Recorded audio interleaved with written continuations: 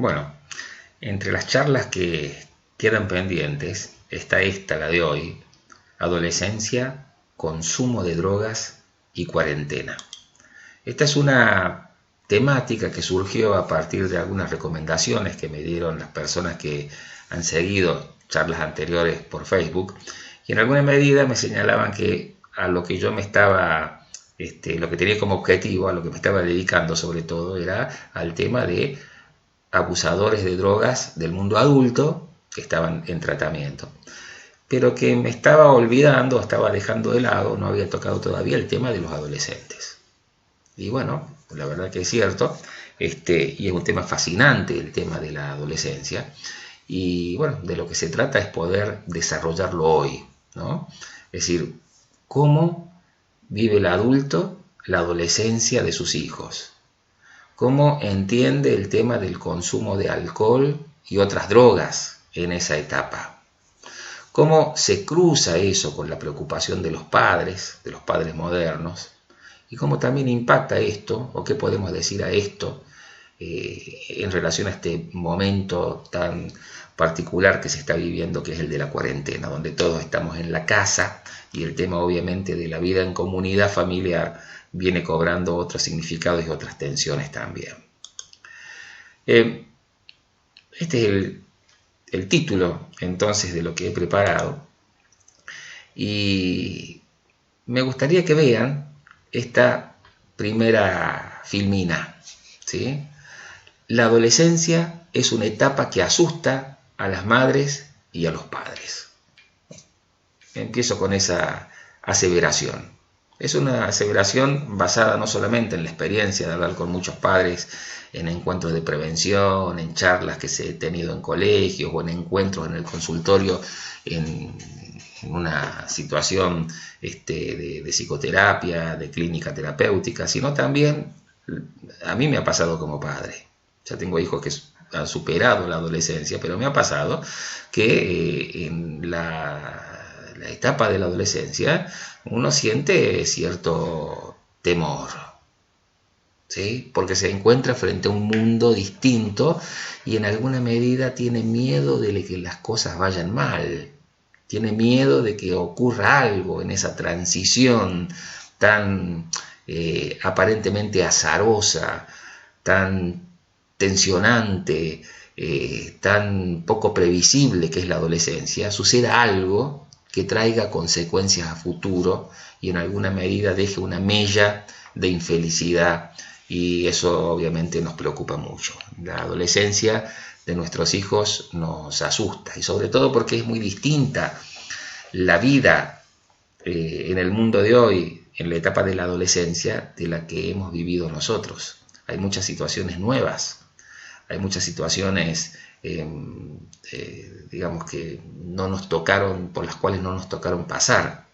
Esta misma, la de la cuarentena, es una situación absolutamente novedosa para toda nuestra generación, y nuestros adolescentes la están pasando, y seguramente esto va a dejar una huella en ellos también. Ahora,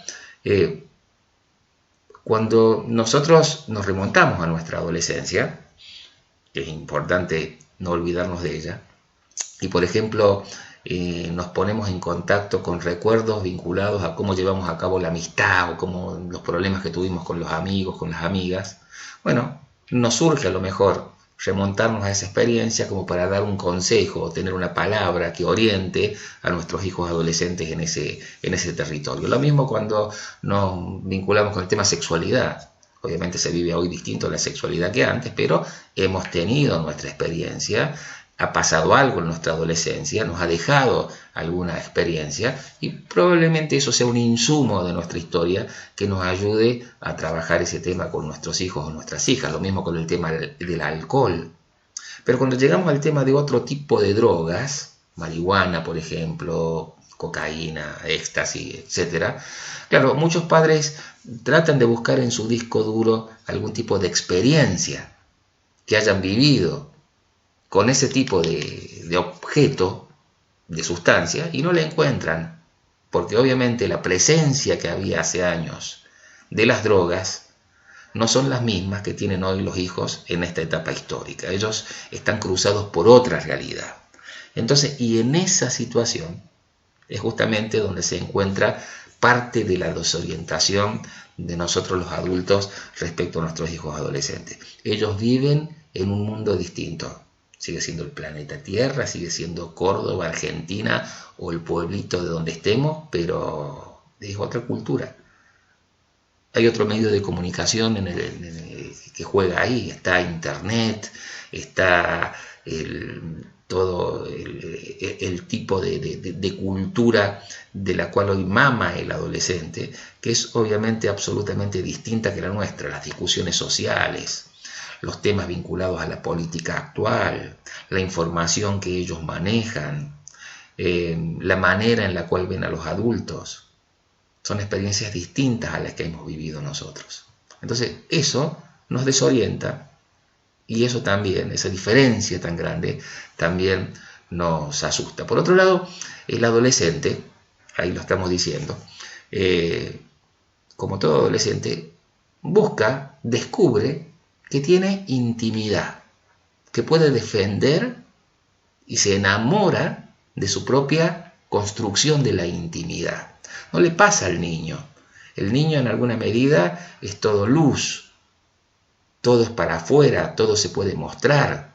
Y si algo no lo muestra, nosotros vamos a averiguarlo porque es un niño, porque necesita ese tipo de protección, porque está como más indefenso.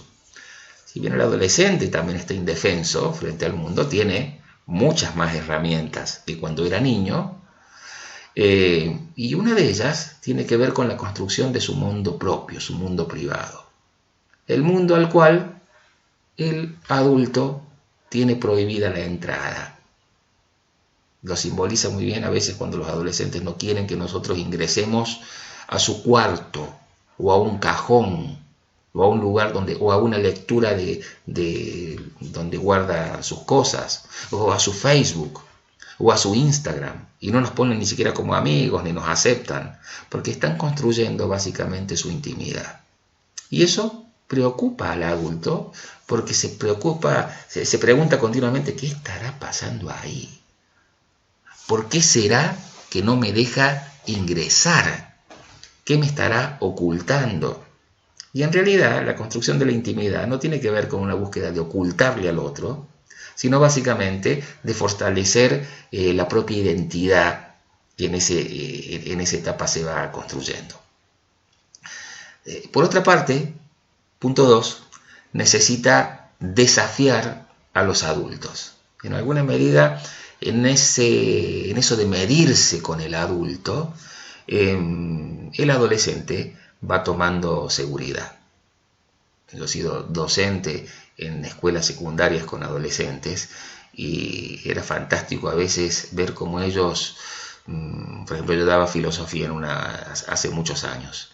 Entonces los adolescentes, alguno muy perspicaz, preguntaba algo, pero algo así como muy buscando que yo no lo sepa. Y bueno, a lo mejor no lo sabía, pero si lo sabía trataba de responder. Y cuando trataba de responder y ya estaba la respuesta en marcha, el adolescente parecía que se había olvidado de lo que había preguntado, le dejó de interesar. Le dejó de interesar porque en alguna medida, al darse cuenta que yo esa respuesta la sabía, el desafío no funcionó.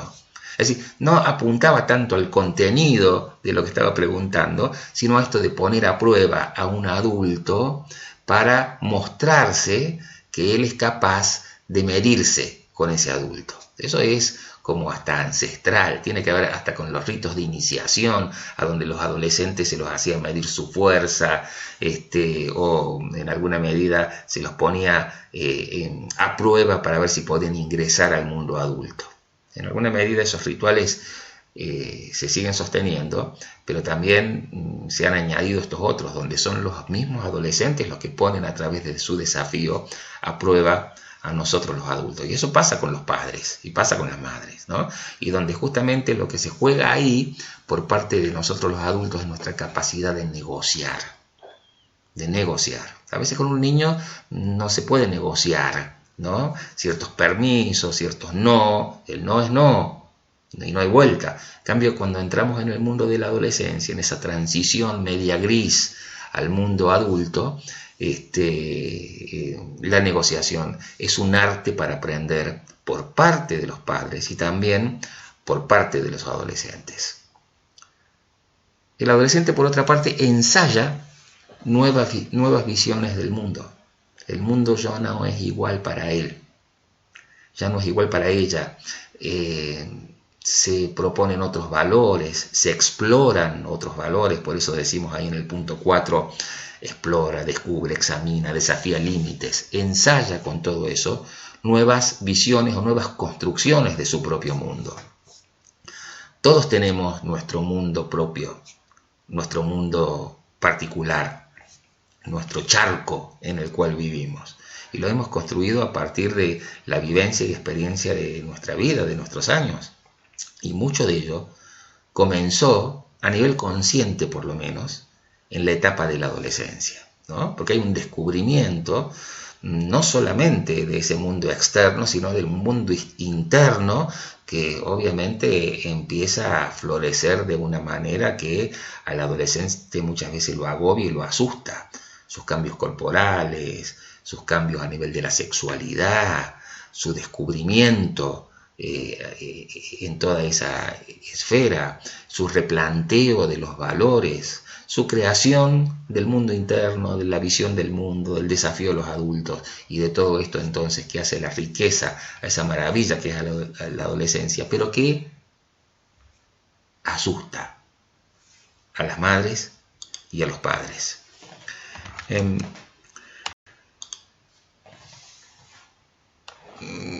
Miremos estas fotos porque tiene que ver con ciertos mecanismos que los adultos hemos puesto hoy en marcha para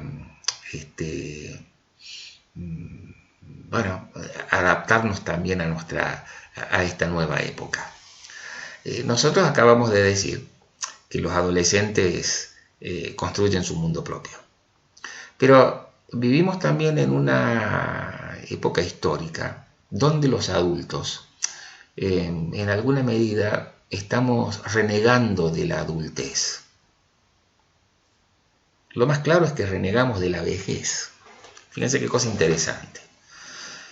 En épocas antiguas, pensemos en la época, qué sé yo, de los romanos, donde aparece la palabra del Senado, aquellos que llegaban a una tercera edad y que no eran tan viejos en aquel entonces como puede ser la tercera edad de ahora, eran verdaderos adultos, pero bueno, habían superado enfermedades, infecciones, guerras, no se había muerto en el transcurso de todo ese tiempo, obviamente, por eso llegaron a viejos, pero que llegaban unos pocos, y esos pocos que llegaban en alguna medida eran reconocidos por su comunidad, y eran los que tenían que gobernar. El Senado estaba en manos de los que habían llegado a la senectud, ¿sí? A los que habían llegado a la vejez. Pero, ¿por qué digo esto? Porque básicamente hoy parece que eso se ha invertido. Hoy nosotros los adultos nos jerarquizamos si en alguna medida aparentamos de que no crecemos. Fíjense, se encuentran dos amigas en la calle, ¿no es cierto? Entonces una le dice a la otra, ¡ay, pero qué bien se te ve! Hace tantos años que no te veo. Y entonces la otra dice, sí, viste, me mantengo muy bien. Me estás diciendo, sí, te mantienes muy bien, pareces una pendeja, le dice. Entonces la otra en alguna medida se pone contentísima. Se pone contentísima porque siente que le está felicitando su amiga que hace mucho tiempo que no ve, porque le estás diciendo no vas camino hacia la vejez, sino que has pegado media vuelta y venís camino a la adolescencia de nuevo. ¿Qué estoy diciendo con esto?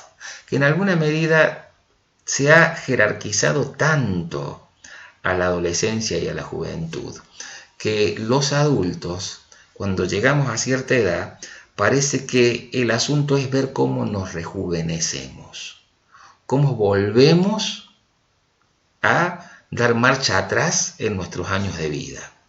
Y eso ha implicado también, como dice, como tratan de mostrar estas fotografías, que hemos invadido el mundo de los adolescentes. Vean esa mamá con esa hija, ¿no? La mamá ahí enganchada en su Instagram o enganchada en sus redes sociales y la hija viéndola como diciendo, ¿qué hace mamá? Eso me toca a mí, ¿no? Hemos invadido simbólicamente el mundo de los adolescentes. Ese mundo que explicábamos recién, el adolescente está tratando de construir, generar su propia originalidad, crear su propio hábitat en ese mundo, está siendo invadido por estos terrícolas tan extraños que somos los adultos que queremos ser jóvenes todo el tiempo. ¿Qué ha hecho el adolescente frente a esa invasión?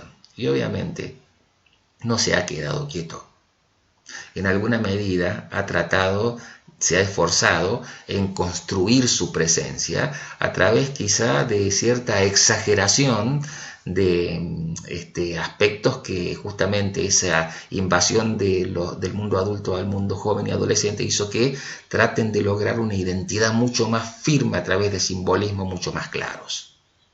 Quizá la aparición de los tatuajes, el piercing, todo este tipo de pauta cultural que va inscripta en la piel, en el cuerpo, nos muestra que los adolescentes están tratando de construir una presencia como mucho más fuerte.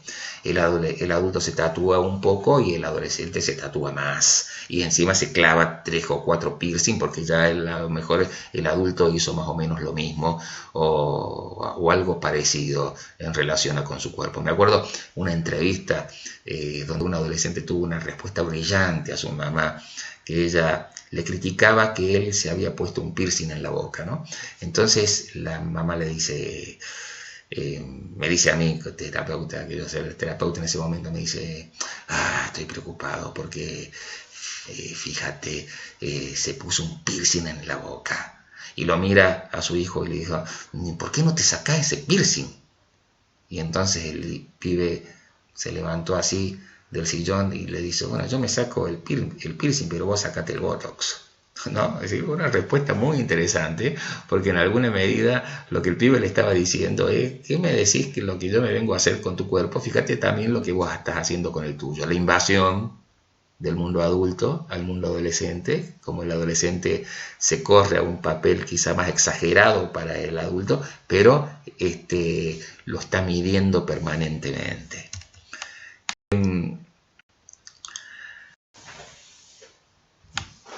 Entre las cosas que hacen a la construcción de la identidad, obviamente están no solamente las experiencias estéticas a las que me refería recién, el tatuaje, el piercing, y bueno, y tantas cosas por el estilo, sino también las experiencias emocionales.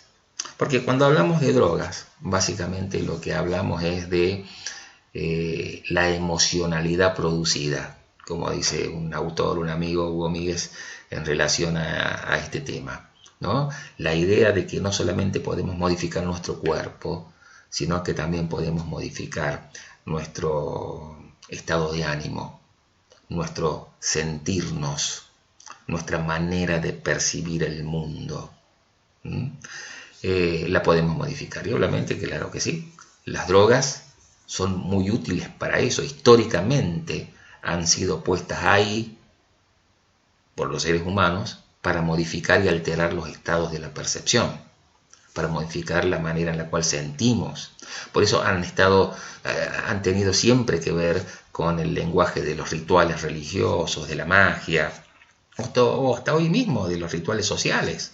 En los rituales sociales nuestros siempre está el alcohol, por ejemplo, como un desinhibidor en las fiestas, en los brindis, donde se festeja cualquier cosa, es decir, aparece el alcohol. Hasta en nuestros oficios religiosos históricamente tuvo instalado. El primer milagro de Jesús fue convertir el agua en vino en una fiesta de bodas, ¿no? Es decir, las sustancias como elementos que intervienen para modificar nuestra manera de percibir y de vincularnos con los otros. Y claro, los adolescentes vienen con el tema del consumo de sustancias, porque también los adultos traemos esa tradición. Lo que pasa es que los adultos nos llevamos bien con ciertas drogas, a las cuales las tenemos como muy claras. Alcohol, tabaco y psicofármacos, básicamente, son las drogas con las cuales los adultos nos llevamos bien. Pero en esta invasión que el adulto hizo sobre la cultura de los jóvenes y que los obligó a construir una presencia donde recurran a otro tipo de símbolos para solidificar su identidad, aparecen también el uso de nuevas drogas, marihuana, cocaína, éxtasis, lo que sea. Pero en alguna medida aparecen nuevas sustancias, como que las sustancias que heredaron de nosotros los adultos parecen ya no alcanzarle a las nuevas generaciones. Y obviamente ahí también interviene no solamente esta intención de nuevas experiencias por parte de los adolescentes, sino también el mercado. Tiene esta particularidad el tema de las drogas, ¿no? La fuerte participación del mercado. Mercado obviamente manejado ¿por quién? Por los adolescentes. Los adolescentes no son los que manejan el mercado de las drogas o el alcohol. Lo manejan básicamente los adultos. Pero fíjense esto que puse aquí, que es esa góndola de yogures. Se lo traigo acá porque me hace acordar a mí esta escena, a una experiencia que he vivido como papá y de la cual me interesa compartir porque he aprendido mucho. Cuando mi hija me decía, ella es joven, ya es más grande, pero cuando era adolescente o niña y me decía, papá, ¿vas al hipermercado? Sí, ¿me traes un yogur? Entonces mi hija me describía el yogur. Me lo decía, que básicamente qué es, como la tapita que tiene que tener adentro, el gusto y todo ese tipo de cosas. Claro, bueno, yo lo pensaba. Yo iba al hipermercado y me paraba frente a la góndola de los yogures y sentía básicamente como ansiedad, porque nunca acertaba con el yogur que al final le terminaba llevando a mi hija. Era tal la variedad que siempre me perdía, ¿no? Muy distinto a lo que me pasaba cuando yo era niño y mi madre o mi padre o mi abuela me mandaban a la vuelta de mi casa a comprar un yogur.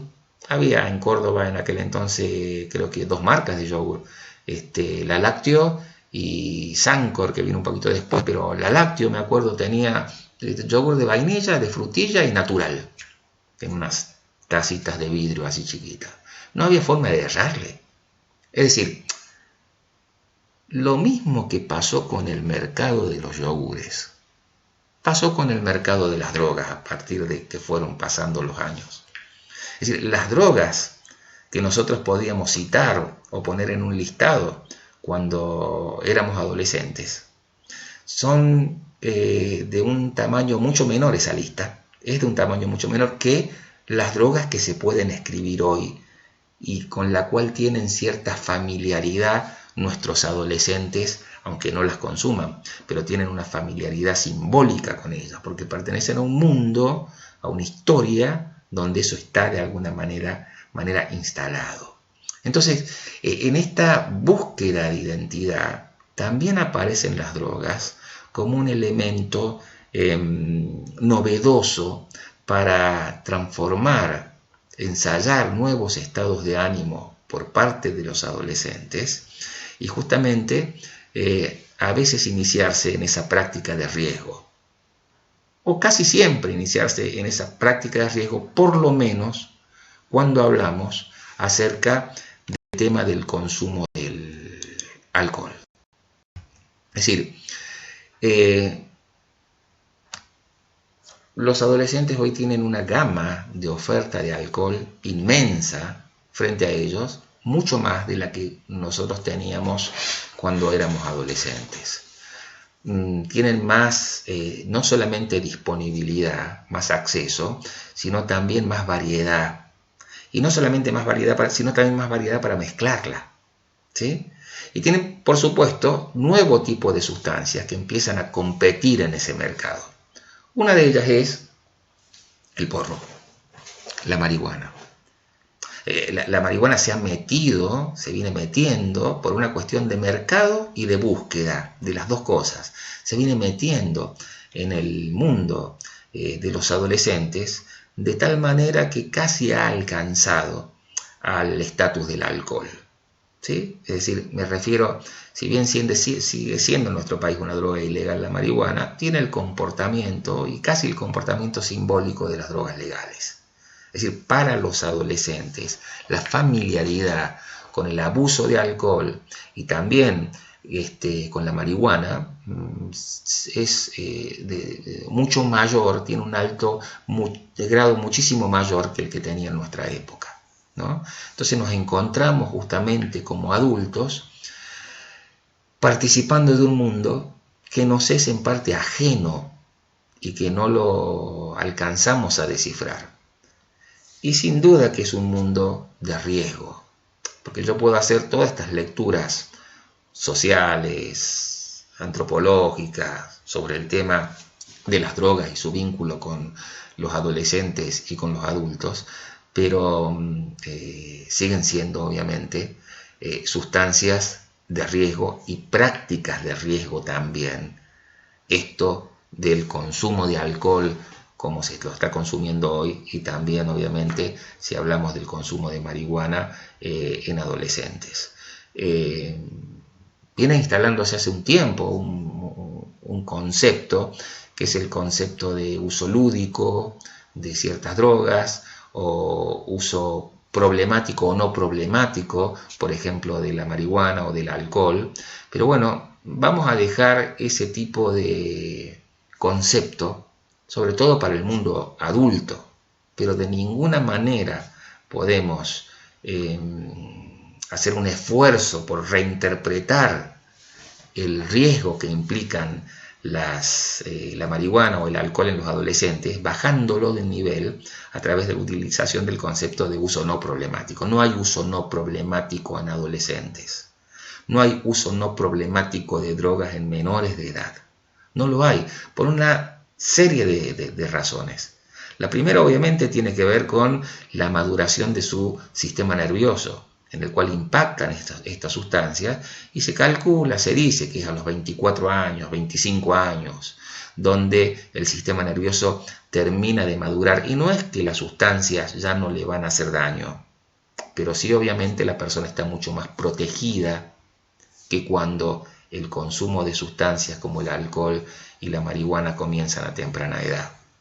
Pero lo que vengo tratando de explicar desde que comencé esta charla es cómo el consumo de alcohol y de otras drogas, por ejemplo marihuana, en el mundo de los adolescentes, también tiene que interpretarse a la luz de cómo los adultos nos venimos moviendo en la construcción de su propio mundo.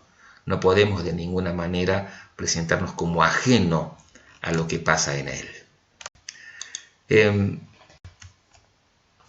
Cuarentena, porque lo había mencionado obviamente en el título. Estamos en la cuarentena. Y podría aquí en esta charla rederivar lo que vengo diciendo hacia muchos lugares, ¿no? Pero no me quiero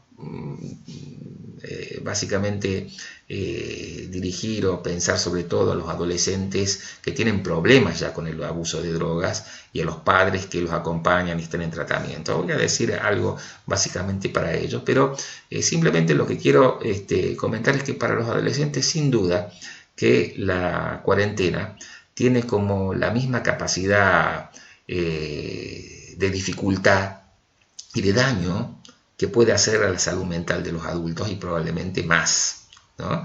Porque tienen menos capacidad o menos probabilidad de pensar con madurez esta situación y tratar de que impacte lo menos,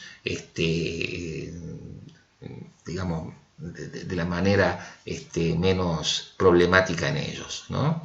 En la cuarentena nos encontramos con esto que traté de poner aquí en la foto, ¿no? Adolescentes aburridos, metidos en la casa, con ganas de salir, a veces transgrediendo también y saliendo, con esta cuestión de que el tiempo parece como no pasar, ¿no? Sí, estoy recibiendo y trabajando también ya en el campo de la psicoterapia o el acompañamiento terapéutico con familias con adolescentes que les cuesta mucho poner un límite y que sus hijos por ahí y se van porque tienen problemas vinculados con el consumo y los padres no saben cómo obviamente manejar esos límites. Pero bueno, ese es un aprendizaje que ese tipo de problema exige totalmente, que es obviamente la cuestión vinculada a la puesta de límites. ¿Cuáles serían algunos de los desafíos para esto que implica el tema de la cuarentena? Recién mencioné en relación con la fotografía anterior el tema de los límites y sin duda que ese tema tiene que estar presente.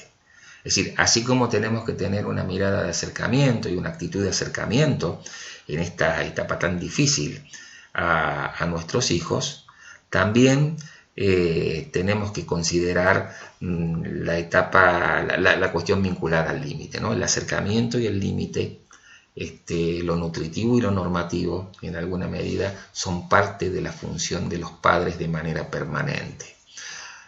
Parto de la idea de que los adultos deberíamos tener herramientas que nos permitan adaptarnos a esta cuestión de la exigencia de la cuarentena de una manera que nos ayude a guiarlos por estos caminos a nuestros hijos también, ¿sí?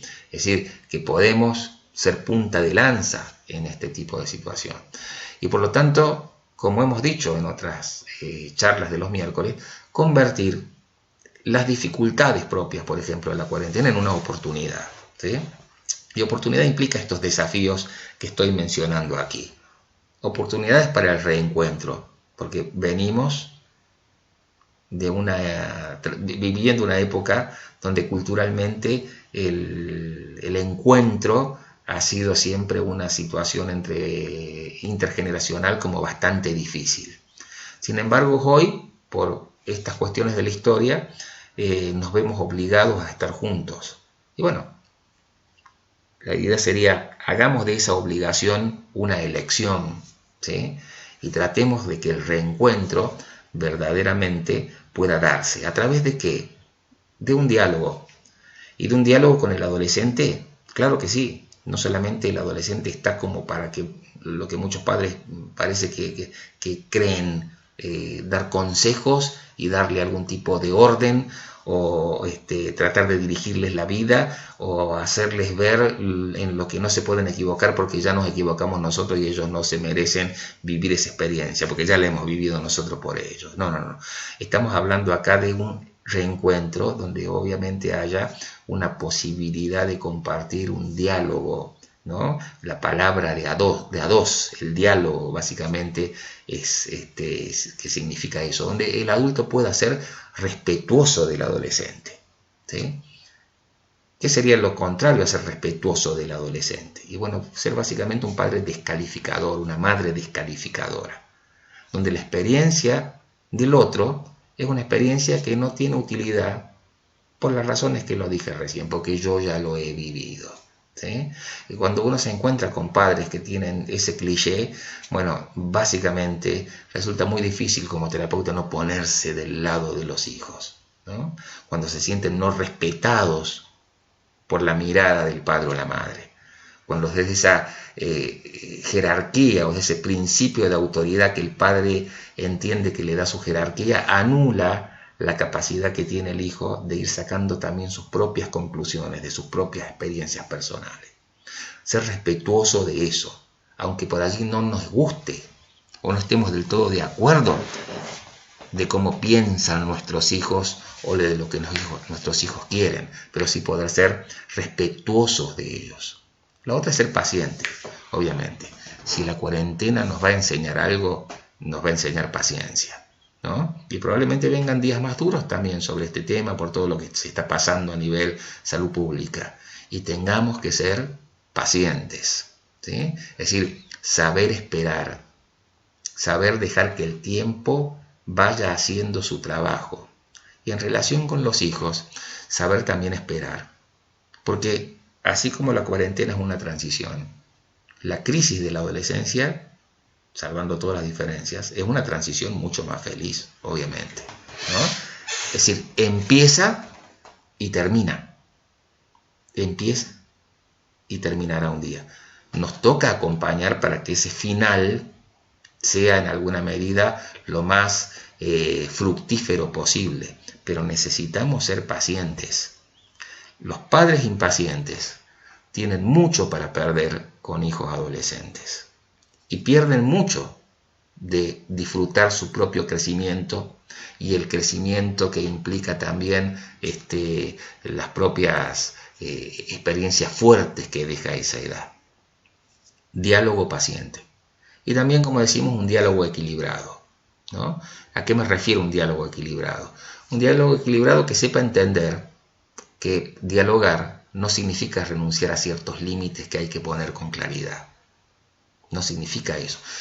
Dialogar sobre el tema alcohol no significa autorizar a tu hijo de 16 años o 15 años a que consuma alcohol con libertad delante tuyo. No tiene que ver con eso. El no sigue siendo no y puede haber un diálogo. El no sigue siendo no y puede haber un acercamiento. El diálogo equilibrado tiene que ver justamente con ese, donde yo puedo demostrar cercanía y afectividad, pero a la vez puedo equilibrarlo con una puesta de límites protectores. Siempre el límite es protector, si no nos sirve, como muy, muy claro. ¿Y qué sobre las drogas, básicamente? ¿Para qué nos puede servir esta cuarentena en relación a las drogas y si tenemos hijos adolescentes también? Y miren, una de las cosas que se está viendo es el aumento del consumo de las drogas legales en esta situación por la que se está pasando. Hay muchos estudios, son muy incipientes porque esto es reciente, sobre el avance de la venta del alcohol, cómo viene aumentando el consumo de alcohol. Leía algunas estadísticas de los Estados Unidos donde en ciertos estados aumentó el 40%, el 50%, en otros países europeos también se da lo mismo, el 20%, el 60%, es decir, el consumo de alcohol se da más, y en nuestra experiencia aquí en Argentina obviamente eso se está viendo también, ciertos datos del mercadeo de las sustancias alcohólicas nos está demostrando también cómo está aumentando la venta. Porque claro, antes el adulto iba a trabajar y obviamente no bebía o no debía beber, ¿no? Pero hoy en día a lo mejor está haciendo su trabajo en teletrabajo y puede tener su cervecita al lado, total no tiene el jefe que le diga nada, ¿no? Y en esa permisividad se va colando también el alcohol. Escuchaba días pasados también que hay gente que fue detenida en la cuarentena porque cuando la policía le preguntó, oye, ¿a dónde va? No, voy a comprar cigarrillos, oficial, se lo digo, de verdad, bueno, marche preso. Es decir, donde obviamente la ansiedad por el consumo, la necesidad por el consumo de tabaco, que es una droga adictiva, la nicotina, de manera brutal, genera también estos comportamientos de riesgo, ¿no? O también el uso y el abuso de psicofármacos que se da en esta época. Es decir, porque son mensajes hacia los adolescentes también estos. Cómo el adulto se vincula, gestiona su vínculo con el alcohol, con el tabaco y con los psicofármacos, son enseñanzas que le vamos dejando a nuestros hijos desde que son niños y que pueden en alguna medida reflexionar y evaluar mejor cuando son adolescentes. Hay todo un mensaje ahí. Como decía recién, trabajar los límites de una manera paciente y precisa. Y reitero el concepto de paciencia, porque es algo que estoy, por lo menos como terapeuta, también aprendiendo mucho en este tiempo. La necesidad de que haya un ejercicio de saber esperar, ¿no? Que ciertas reacciones puedan ser controladas estando en el lugar del hecho, de la tensión, donde ya uno no puede decir, bueno, me voy al almacén o me voy a lavar el auto porque estoy tensionado por esta discusión en casa. No se puede hacer eso. Entonces necesitamos regular nuestras emociones y para eso tiene que haber un ejercicio del control personal, de la paciencia, sin por eso perder la precisión en el límite con los hijos adolescentes. Y ejercitar la cercanía emocional. ¿Sí? Si hay algo que favorece el abuso de drogas por parte de los adolescentes, es justamente la manera en la cual los adultos regulamos nuestra manera de relacionarnos con ellos a través de nuestras emociones, ¿no? O somos demasiado emotivos y sobreinvolucrados, que no nos dejamos un lugar para el respiro, sobreprotectores, eso también tiene que ver con el abuso de drogas a veces, o padres que son como muy distantes, muy lejanos, ¿no?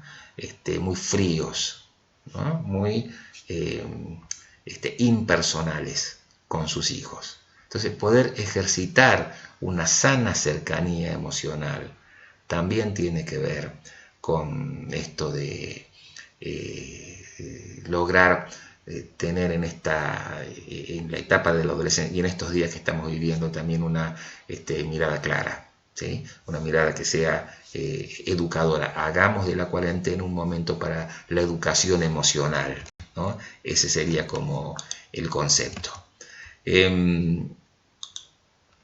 Esto básicamente es lo que he traído para hoy, ¿no? Entender el tema del abuso de drogas o del problema de las drogas y el alcohol más de enclave de la prevención familiar en esta época, y también desde la comprensión de por qué el consumo de drogas se ha instalado en los adolescentes con tanta fuerza y el abuso de alcohol.